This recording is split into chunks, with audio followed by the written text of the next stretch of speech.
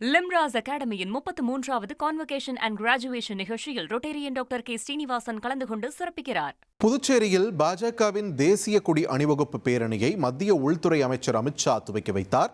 அந்த காட்சிகளை பார்க்கலாம்.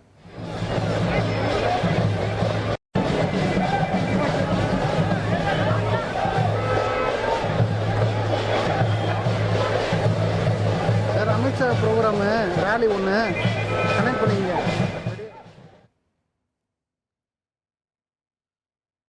புதுச்சேரிக்கு வந்திருக்கிறார் மத்திய அமைச்சர் அமித்ஷா. அங்கு பல்வேறு நிகழ்ச்சிகளில் கலந்து கொண்ட அவர் தற்பொழுது பாஜகவின் தேசிய கொடி அணிவகுப்பு பேரணியிலும் பங்கெடுத்து அதனை துவக்கி வைத்திருக்கிறார். அந்த காட்சிகளை நாம் பார்க்கிறோம்.